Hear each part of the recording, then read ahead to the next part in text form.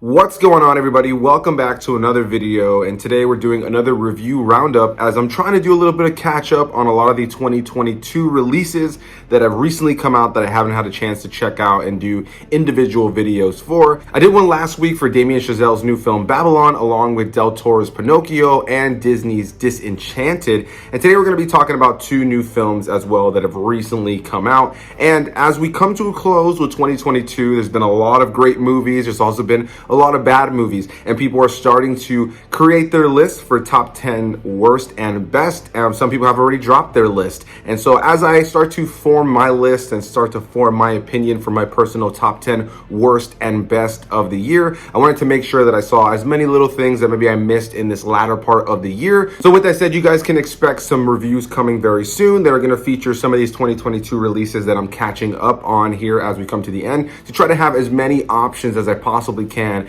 to see what is going to make my list and not make my list this year in terms of best and worst. But without further ado, let's talk about the new film that dropped on Netflix recently and last month had a 1-week theatrical release, and that is Glass Onion, a Knives Out mystery. Written and directed by Rian Johnson once again, with one returning star, Daniel Craig as Benoit Blanc, the detective. You have an absolutely ensemble cast of people like Edward Norton, Kate Hudson, Dave Bautista, Janelle Monáe, Catherine Hahn, Leslie Odom Jr., Jessica Henwick, and many, many more. So a little bit over a month ago, Netflix released this film in theaters for a limited time, only for 1 week. I actually had tickets to see it one day, but unfortunately, I was getting off of work a little bit later that day than actually expected, and I didn't make it to that showtime, and I never got around to go seeing it in theaters when it was in that limited theatrical run, which really bummed me out because I heard from so many that were either people that I watch here on YouTube or just friends that went to go see it, that it was a great movie to see in theaters and that they all felt it was going to be far better in theaters than it was going to be sitting at home watching it on Netflix. So unfortunately, I missed out on that experience, but I did catch it on Netflix just this past week, and I'm happy to say I had a lot of fun with it. The first Knives Out is a movie I have covered here on the channel, and I gave a really positive review for it. I thought it was a really nice kind of breath of fresh air when it comes to murder mysteries, as we don't really get too many of those right now. And in terms of cinematic murder mysteries, the only other competing franchise right now is the Murder on the Orient Express and Death of the Nile, which are based on, Agatha Christie novels that already have some source material. But the benefit that these films have is that this is coming from Rian Johnson's head, who is the writer and director of both this one and the first film, Knives Out. And just like the first film, you have an ensemble cast that's really just centered specifically on Benoit Blanc, the character played by Daniel Craig, who again comes in here and gives an absolutely phenomenal performance from beginning to end. I love his sultry southern accent and what he brings to the character. If somebody had never seen Daniel Craig in a single other thing and then watched this as their very first thing that he had ever been in, they'd be completely sold that he is a southern man. And it just really goes to show how great of an actor he is. And it's a really over-the-top accent as well, so I just love that they're really hamming it up when it comes to both Knives Out and now Glass Onion, because these are movies that are definitely leaning into the cheese of murder mystery. Back in the day, murder mysteries and things like this were a dime a dozen. And, there's of course the iconic game back in the day, Clue, that people used to play all the time. And there was even a movie based on that. And in the modern era, we don't really see too many movies that are kind of a fun murder mystery outside of a couple things here or there. And it's just really nice to see Rian Johnson, dipping his toes into this genre and just bringing it back into the modern world in such a big and successful way, and keeping these big ensemble cast films alive. The base premise here is you have this millionaire played by Edward Norton named Miles Braun, who invites a bunch of his lifelong friends to come on to this island to spend a nice weekend together where they're going to try and solve his death. He's planned this big, over-the-top, elaborate murder mystery that has his death at the center of it, and then once they arrive there, they all kind of start getting comfortable. Somebody does end up dying, and we have an actual murder mystery at the center of this story, with Benoit Blanc played by Daniel Craig, this detective who's there to solve the mystery now. And similar to the first Knives Out, you have this big story that has a lot of intertwined things where you really could suspect that most and any of the people that are on screen are are the murderers. Plenty of misdirection, of course, as Rian Johnson is well known for, and kind of what you want to see in this kind of a film in general. And yeah, just overall an engaging, fun, well-acted story that doesn't take itself too seriously and has a fun, whimsical score. Composer Nathan Johnson comes back to compose once again, as he did for the first Knives Out, as well as another Rian Johnson film named Looper, and he recently did the score for things like Del Toro's Nightmare Alley, which I have covered here on the channel. What I can say about this film overall is that it's a well-written, clever ride. I really enjoyed it. I like seeing this cast all together. You have really top-tier performances throughout. The film is funny when it needs to be. It doesn't take itself too seriously, but it also is serious enough for you to actually buy into what's happening on screen, buy into these characters and everything that's unfolding. And overall, it's just an enjoyable watch. This wasn't necessarily as good as the first one for me, but there were elements about this film that I found myself enjoying a little bit more than the first one. I feel like some of the humor in this film was handled a little bit better than some of the humor in the first film, though there are elements about this film that I would argue are far more predictable than the first film. The first film definitely kept you guessing a lot more, to where I didn't really see the killer reveal coming as clearly as I did with this movie, whereas with this movie, both my fiance and I, who watched the movie, were pretty sure we knew who the killer was fairly early on to the film. And even though this film did have a lot of great misdirection that definitely made you believe that it could be somebody else throughout the course of the film, it ultimately ended up being who we suspected it was, which I can say is definitely one of the weaker elements of the film. Some people might say that absolutely makes the film fail, but I would say that the film is still really well paced, really well acted, and cleverly written. And for me, I found myself, even though already suspecting who I thought the killer was, I found myself still thinking, oh, maybe it is this person, or it could be that person, or oh, that's an interesting new piece of information that could lead you in a different direction. I can see some people who maybe are not as keen to finding the answers in movies sitting back watching this movie and maybe having a surprise at the end of the film for them. For people who watch a lot of movies and maybe have seen a lot of murder mysteries, I think that the murderer is going to be pretty clear to you once the movie starts going. But I still really enjoyed it, even though I was able to suspect who the killer was fairly early on into the film. This is a film about execution far more than a premise that's absolutely new. And even with that, there's a lot about this film that's unique. It's individual to itself. It's not something that feels like a redundancy of other films that we've seen before. It just does have elements that do kind of lay out a fairly predictable result by the end, even though I was able to just engage myself and enjoy the rest of the movie. Overall, this is a film I recommend. It's on Netflix now, and yeah, definitely feel it's a movie people should check out in 2022. Now let's hop into the next movie that I got to check out just today, and it's probably the last movie I will see for 2022 in theaters, my final theatrical experience of the year probably, and that is for a movie called The Whale.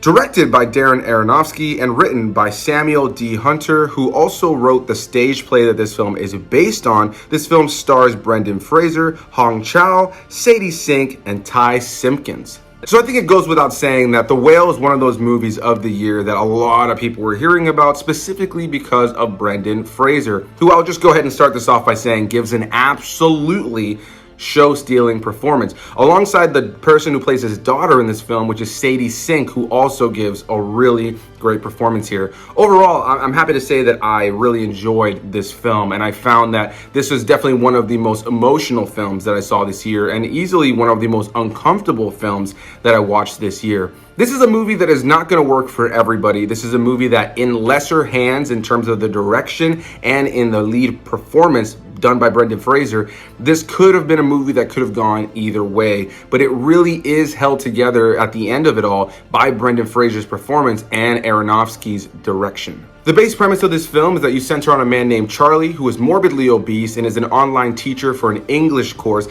where he doesn't show himself to his students online. We start to learn more about his life and what brought him to the point of being so unhealthy. And not long into the film, Charlie unfortunately learns about a life-ending diagnosis and now is trying to make amends and trying to reconnect with his estranged daughter, played by Sadie Sink. And over the course of the film, we spend the entire movie inside of Charlie's apartment, which is where it definitely feels like it's a stage play adaptation, and we see him start to try to to bring positivity back into the world and into the people in his life, specifically his estranged daughter played by Sadie Sink, as well as his really close friend played by Hong Chow, who is a nurse who is his friend who comes by and cares for him. But Charlie doesn't want to go to the hospital. He doesn't want to do anything he actually needs to do to better his health and better himself, but instead is now trying to use the time he has to reconnect with his daughter and trying to bring some sort of joy into the people's lives around him before he passes away. Beyond that, you have Ty Simpkins in the film, who plays a door-to-door missionary who does come and see Charlie over the course of the film.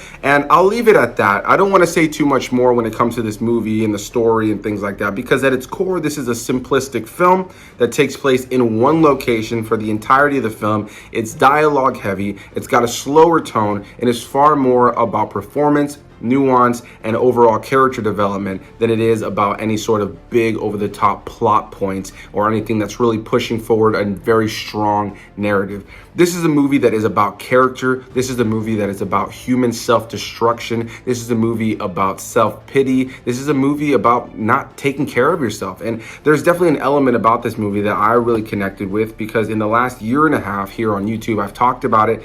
I have been dealing with not the greatest mental health, and I'm very self-destructive. There are so many times, even for this video, I won't even lie, even for this video, where in between the cuts, I get so upset with myself. I'll shout, I'll scream, I'll cuss, and sometimes even slap myself across the face to try to get myself good, to try to get a take done and get these videos done. And I recognize that it's ridiculous. I recognize that I'm being over the top, but I also recognize a lot of times that I feel out of control and I don't necessarily feel like I have a full sense of who I am.